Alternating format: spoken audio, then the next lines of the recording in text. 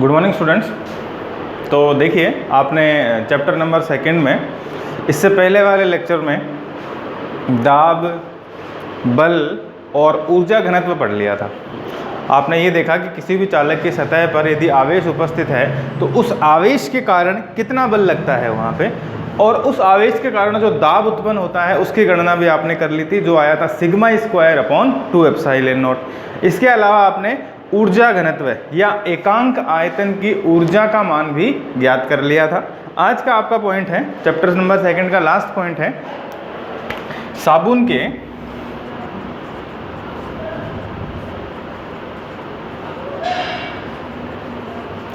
आवेशित बुलबुले का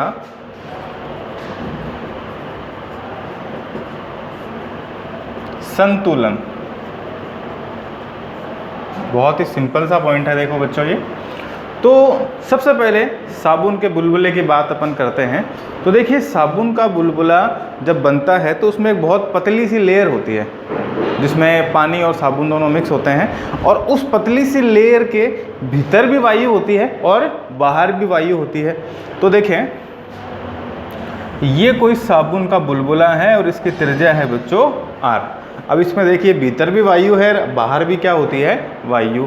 11th क्लास में आपको ये चीज़ पढ़ाई हुई थी कि अगर किसी भी बुलबुले की दोनों सतह वायु के संपर्क में है तो वहाँ का जो दाब आधिक्य है, दाब आधिक्य का मतलब ये होता है कि भीतर की वायु का दाब और बाहर की वायु के दाब के बीच में एक छोटा सा अंतर होता है। इस दाब के अंतर को आप दाब आधिक्य बोलते हैं। तो देखिए, दाब आधिक्य का सूत्र था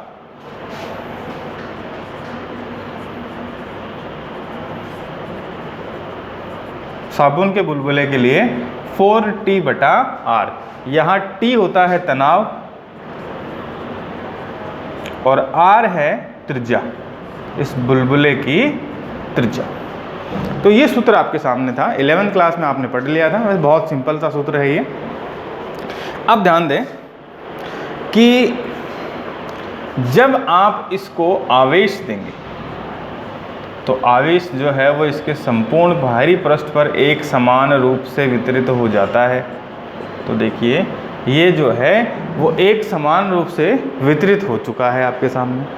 अब जैसे ही आपने इसको आवेश दिया तो यहाँ आवेश घनत्व काम करेगा सिग्मा, और सिग्मा के आते ही इस आवेश के कारण भी एक दाब लगना प्रारंभ हो जाएगा, और उस दाब का सूत्र हो जाएगा P बराबर sigma square upon 2 epsilon not. ये आपने पहले निकाल लिया था, और ये था दाब आधिक्य PEX बराबर 4T/R। ये तो बच्चों दाब का है अंतर, दाब में जितनी अधिकता है वो है 4T/R, और ये जो sigma square upon 2 epsilon not है ये आवेश के कारण जो दाब आ रहा है, या आवेश घनत्व के कारण जो दाब आ रहा है। इसको मैं PQ मान लेता हूँ चार्ज के लिए, और एक जो दाब है वो वायुमंडल लगा ही रहा है, उसको मैं मान लेता हूँ P। तो देखिए, बाहर की तरफ से दो दाब आ गए, एक तो आया P और एक आया PQ। तो कुल दाब हो जाएगा P plus sigma square upon 2 epsilon not, और आधिक्य का सूत्र है 4T/R। तो समीकरण आपके सामने बनेगा P plus sigma square upon 2 epsilon not बराबर 4T/R। और यहाँ से P का मान अगर निकाला जाए तो आएगा 4T/R minus sigma square upon 2 epsilon not. ये समीकरण बन जाएगा। ये जो P है वो बाहरी वायु दाब के लिए है। अगर इसका मान 0 आ जाए, जो संतुलन अवस्था होती है, तो संतुलन अवस्था में P बराबर हो जाएगा बच्चों 0।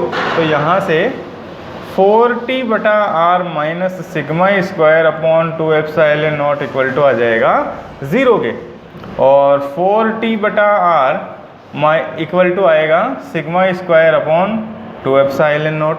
इस समीकरण की सहायता से आप कई सारी गणनाएं कर सकते हैं, जैसे कि आप यहाँ से तनाव का मान निकाल सकते हैं, आप त्रिज्या का मान निकाल सकते हैं, आप सिग्मा का मान निकाल सकते हैं और सिग्मा से आप आवेश की गणना भी कर सकते हैं। तो देखिए किस तरह से आएगा। सबसे पहले अपन T का मान निकाल लेते हैं। तो देखिए T बराबर हो जाएगा सिग्मा स्क्वायर गुणा R बटा 8 एप्सिलॉन नॉट। अगर R का मान निकाला जाए तो R का मान आएगा 2 एप्सिलॉन 0 अपॉन सिग्मा स्क्वायर और गुणा हो जाएगा 4T। तो R बराबर होगा 8T epsilon not upon sigma square. और अगर सिग्मा स्क्वायर का मान निकाला जाए यहाँ से तो ये आएगा 8T epsilon not upon R और सिग्मा बराबर होगा 8T एप्सिलॉन नॉट बटा R का अंडर रूट। और सिग्मा यहाँ पर है पृष्ठ आवेश घनत्व।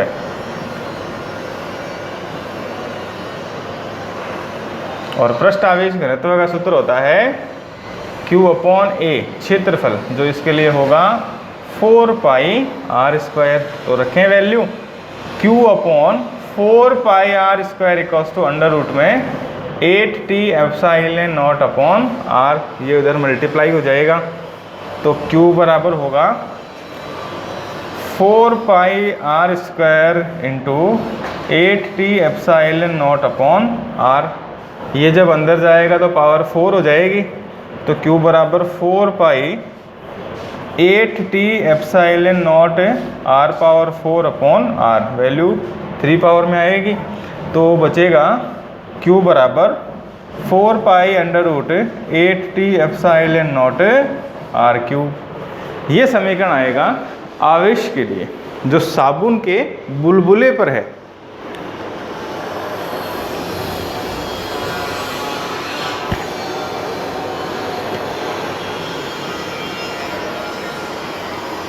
और इस समीकरण में देखिए यदि तनाव को नियत मान लिया जाए, यदि आप तनाव को स्थिर रखें तो आवेश जो है वो त्रिज्या पर ही निर्भर करेगा और किसी चीज़ पर निर्भर नहीं कर रहा है। तो ये आपका डेरिवेशन था साबुन के आवेशित बुलबुले के संतुलन के लिए। अब देखिए बच्चों, आपकी बुक में इसके लिए एक क्वेश्चन दिया हुआ है, उदाहरण है कि एक आवेशित साबुन के बुलबुले पर पृष्ठ आवेश घनत्व 2.96 माइक्रोकुलाम प्रति मीटर स्क्वायर है। साबुन के गोल का पृष्ठ तनाव 4 × 10⁻⁻⁴ है। बुलबुले की त्रिज्या ज्ञात कीजिए जबकि दाब आधिक्य 0 हो और बुलबुला संतुलन में रहे। ये पाठ्य पुस्तक का उदाहरण है बच्चों 2.17। तो देखिए करते हैं इस उदाहरण को, इन्हीं से ही होगा।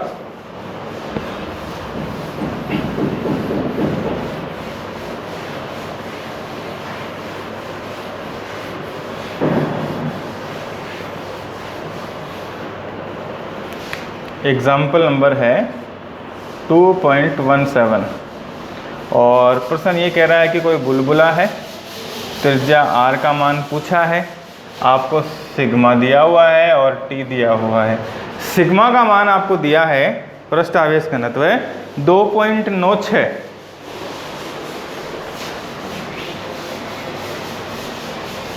माइक्रोकुलाम प्रति मीटर स्क्वायर और तनाव का मान दिया हुआ है आपको 4 × 10⁻⁻⁴।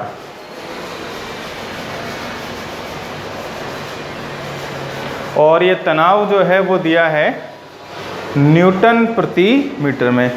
तो देखिए यहाँ पर जो घनत्व है वो माइक्रोकुलाम प्रति मीटर स्क्वायर है, तो उसको अपन चेंज करेंगे, कुलाम प्रति मीटर स्क्वायर में करेंगे। तो ध्यान दें सिग्मा का मान यहाँ से हो जाएगा 2.96 × 10⁻⁻⁶ कुलाम प्रति मीटर स्क्वायर। अब आपको त्रिज्या पूछिए, तो देखिए त्रिज्या के लिए सूत्र आपके सामने लिखा है R बराबर 8T एप्सिलॉन नॉट बटा सिग्मा स्क्वायर। 8 × T का मान है 4 × 10⁻⁻⁴।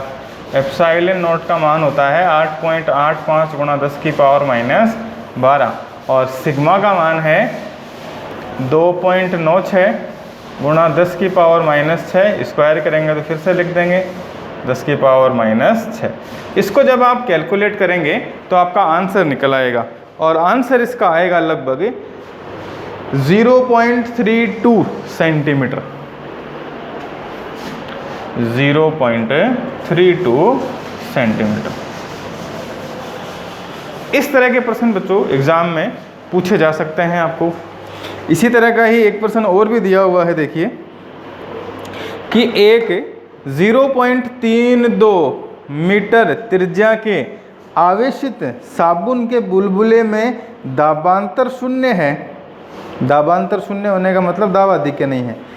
यदि साबुन के गोल का पृष्ठ तनाव 4 × 10 की पावर माइनस 2 हो तो आवेश घनत्व की गणना कीजिए। तो देखिए यहाँ आपको R का मान दिया हुआ है और T का मान दिया हुआ है, सिग्मा पूछा है। बिल्कुल सिंपल सा क्वेश्चन है। तो इस तरह से देखिए आपका चैप्टर नंबर 2 पूरा होता है। आपको पूरे टॉपिक स्टार्टिंग से करवा दिए गए हैं सीक्वेंसली। अगर आपको किसी भी टॉपिक में बच्चों कोई भी प्रॉब्लम हो तो आप लोग बताएं। अगर कोई टॉपिक आपको नहीं समझ में आ रहा हो तो बताएं, कोई दिक्कत टॉपिक में आ रही हो, कोई कैलकुलेशन में प्रॉब्लम आ रही हो तो बताएं। तो इस तरह की कोई भी समस्या हो तो आप बताएं ताकि उसका समाधान किया जा सके, और साथ साथ में आप इसके नोट्स भी बनाते रहें। तो इस पॉइंट के साथ में आपका 2 चैप्टर पूरे होते हैं। तो ये उम्मीद करता हूँ मैं आपसे कि आप लोगों ने दोनों चैप्टर्स के नोट्स साथ साथ में बनाए होंगे। तो उन नोट्स को आप स्टडी करें और जो भी एग्जाम्पल्स और अनसॉल्व्ड सॉल्व्ड क्वेश्चंस दिए हुए हैं उन सब को सॉल्व करने की कोशिश करें। तो देखिए अपन चैप्टर के पूरा होते ही अब कुछ क्वेश्चंस देख लेते हैं जो आपकी बुक में ही दिए हुए होते हैं। तो देखिए सबसे पहले अपन पढ़ते हैं वस्तुनिष्ठ प्रकार के प्रश्न। वस्तुनिष्ठ प्रकार के प्रश्न वो हैं जिनमें बहुत सारे ऑप्शंस होते हैं, मल्टीपल चॉइसेस होती हैं। तो देखिए इसमें क्वेश्चन आपको दिया हुआ है एक,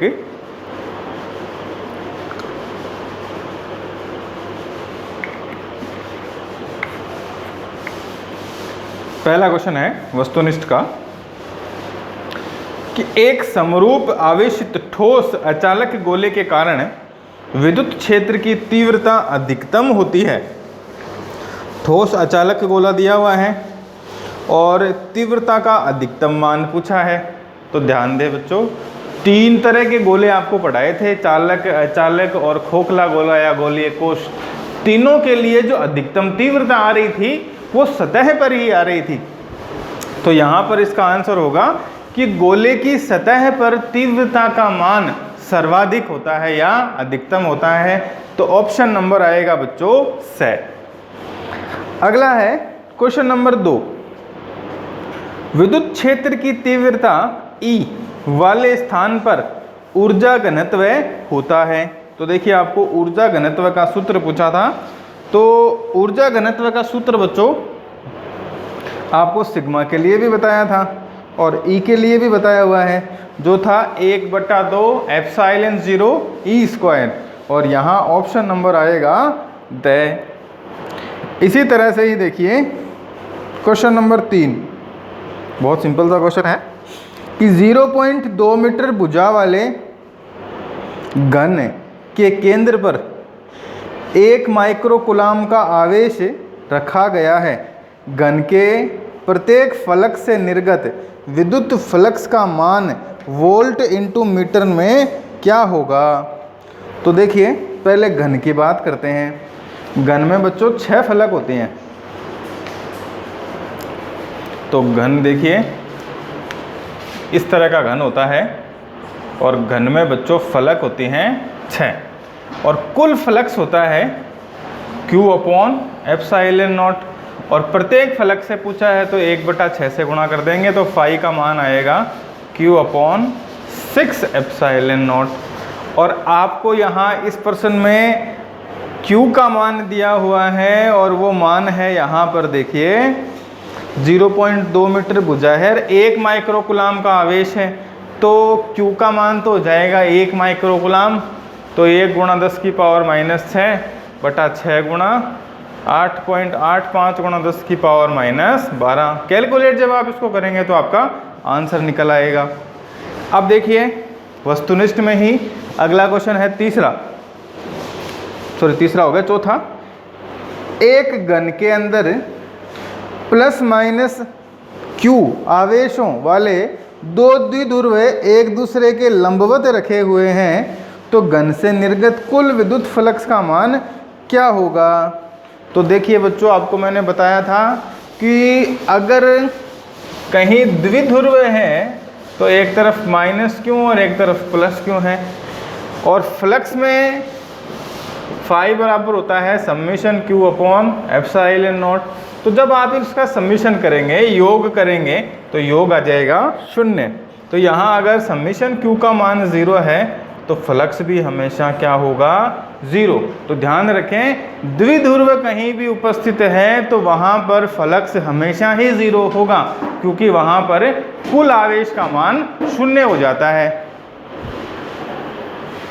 तो यहाँ भी देखिए ऑप्शन नंबर आपका आ रहा है से। अगला है क्वेश्चन नंबर 5। एक साबुन के बुलबुले को ऋणात्मक आवेशित करने पर उसकी त्रिज्या कम हो जाती है, बढ़ जाती है, अपरिवर्तित रहती है, यह जानकारी अपूर्ण है, ये दिया हुआ है। तो देखिए, आपको अभी भी पढ़ाया है क्वेश्चन में कि आपने जैसे ही आवेश दिया तो क्या हुआ, तो बुलबुले को जैसे ही आप आवेश देंगे तो आवेश के कारण बाहर की ओर दाब लगेगा, जिसके कारण उसका आयतन बढ़ जाएगा, और आयतन बढ़ेगा इसका अर्थ है उसकी त्रिज्या में भी वृद्धि हो रही है। तो यहाँ पर भी बच्चों ऑप्शन नंबर आ रहा है ब, बढ़ जाती है। अगला क्वेश्चन है छठा। देखिए, एक गोले में आवेश Q स्थित है तथा इससे निर्गत विद्युत फ्लक्स Q बटा एप्सिलॉन 0 है। यदि गोले की त्रिज्या आधी करने पर निर्गत आधी कर दी जाए तो फ्लक्स के मान में कितना परिवर्तन होगा? अरे परिवर्तन होगा क्या? क्योंकि फ्लक्स का सूत्र तो होता है Q बटा एप्सिलॉन नॉट, त्रिज्या का कोई लेना देना ही नहीं है। तो यहाँ पर त्रिज्या आधी करो चाहे डबल करो, कोई प्रभाव नहीं पड़ेगा, तो त्रिज्या अपरिवर्तित ही रहेगी। 7th क्वेश्चन है, देखिए, वायु में स्थित इकाई धनावेश से निकलने वाले संपूर्ण विद्युत फ्लक्स का मान क्या होगा? भाई, इकाई धनावेश का मतलब Q का मान है 1, और Q का मान जब 1 है तो सूत्र होता है Q बटा एप्सिलॉन नॉट, तो 1 बटा एप्सिलॉन नॉट बच जाएगा। 8वां क्वेश्चन है कि दो चालक गोले जिनकी त्रिज्याएं A और B हैं, समान पृष्ठ आवेश घनत्व से आवेशित करने पर इन पर विद्युत क्षेत्र की तीव्रताओं का अनुपात क्या होगा? तो वही बात देखो, त्रिज्या पे निर्भर ये नहीं करते हैं, तो अनुपात आ जाएगा 1:1। अगला, दो चालक गोलों की त्रिज्याएं A और B हैं, इन्हें समान आवेश से आवेशित करने पर इनकी सतह पर विद्युत क्षेत्र की तीव्रताओं का अनुपात क्या होगा? तो बच्चों देखो, सतह पर तीव्रता होती है KQ बटा R स्क्वायर, R की जगह यहाँ A और B है, तो यहाँ अनुपात आएगा B स्क्वायर अनुपात A स्क्वायर। देखिए किस प्रकार से आएगा। भाई, ये एक चालक गोला है, इसकी त्रिज्या A है, दूसरे की त्रिज्या B है, दोनों पर आवेश बराबर है, तो इसके लिए तो आएगा KQ अपॉन A स्क्वायर, इसके लिए आएगा KQ अपॉन B स्क्वायर। अनुपात जब करेंगे तो KQ अपॉन A स्क्वायर और KQ अपॉन B स्क्वायर, तो आ जाएगा B स्क्वायर अनुपात A स्क्वायर, या ये, तो इस तरह से आंसर होगा। अगला क्वेश्चन है, एक लंबे सीधे आवेशित चालक तार के कारण उत्पन्न क्षेत्र की तीव्रता का 1/r के साथ परिवर्तन आलेख क्या होगा? 4 ऑप्शन दिए हुए हैं आपको। तो देखिए, सूत्र क्या होता है? 2k लैम्डा अपॉन r, या E समानुपाती 1/r, और E और 1/r में रिलेशन इस तरह का आएगा, जो ऑप्शन नंबर शायद आपका C है। बिल्कुल ठीक है। अगला है आपका बहुचयनात्मक का 11वां प्रश्न। इसमें देखिए क्या है कि क्षैतिज के समांतर स्थापित एक समान विद्युत क्षेत्र E में एक वर्ग चित्रानुसार इस प्रकार स्थित है कि वर्ग के तल पर खींची गई रेखा विद्युत क्षेत्र के साथ 30 डिग्री का कोण बनाती है। यदि वर्ग की भुजा ए हो तो परितः फ्लक्स का मान क्या होगा? तो देखिए थोड़ा सा ध्यान देने वाली चीज़ है इसमें कि कोण कितना आएगा।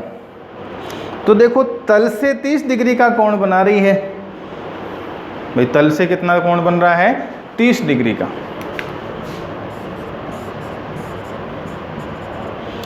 पर आपको तो क्षेत्र के साथ कोण चाहिए, तो ये 90 - 30 बराबर आएगा 60 डिग्री।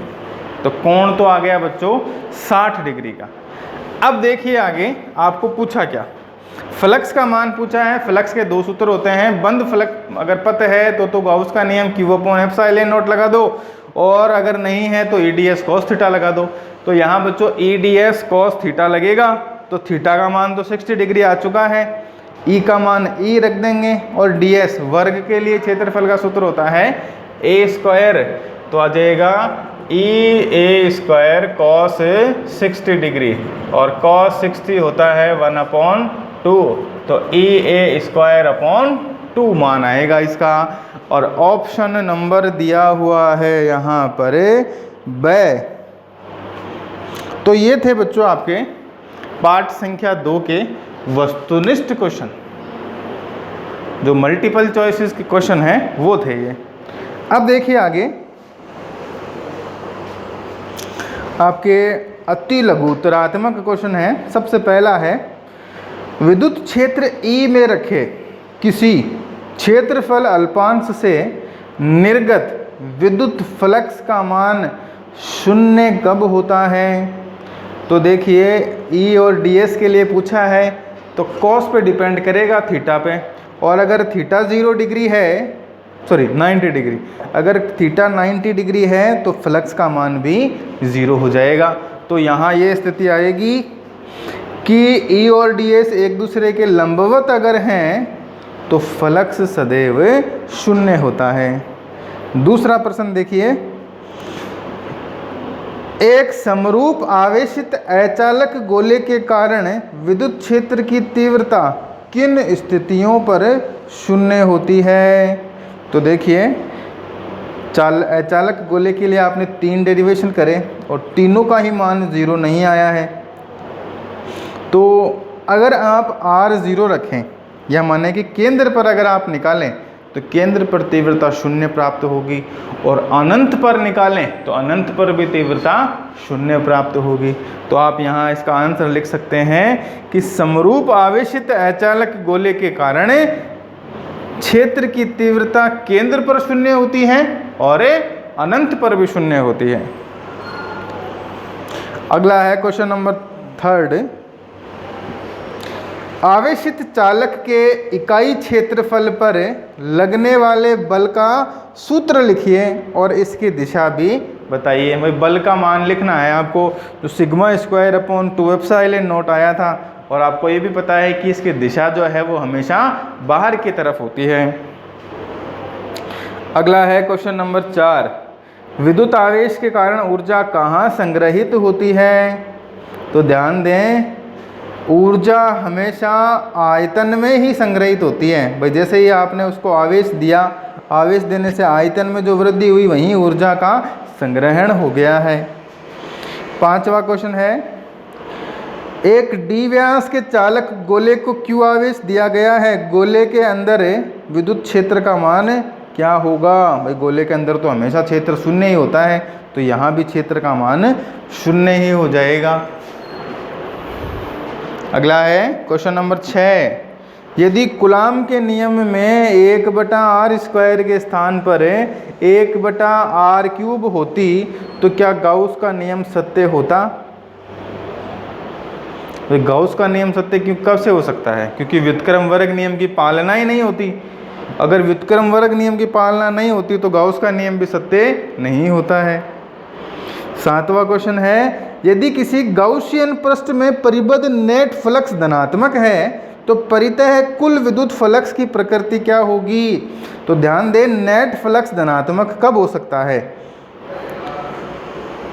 भाई फ्लक्स धनात्मक होने का मतलब है कि फ्लक्स निर्गत होगा। निर्गत में ही तो धनात्मक होता है, तो सीधी सी बात है फ्लक्स की प्रकृति निर्गत होगी। 8वां क्वेश्चन है, यदि विद्युत क्षेत्र में किसी बंद पृष्ठ से निर्गत कुल फ्लक्स शून्य है तो संदर्भ में क्या कहा जा सकता है? इसका मतलब ये हुआ कि जितनी बल रेखाएं प्रवेश कर रही हैं उतनी ही बल रेखा वहाँ से बाहर निकल रही है। कि कोई क्षेत्र है, मान लीजिए यहाँ से 3 बल रेखाएं आई तो तीनों की तीनों बाहर निकल गई, ये अवस्था में नेट फ्लक्स 0 हो जाएगा। या अगर आप कहें कि टोटल आवेश 0 हो तो भी फ्लक्स हमेशा शून्य हो सकता है। तो ये अवस्थाएं संभव हैं बच्चों इनके लिए।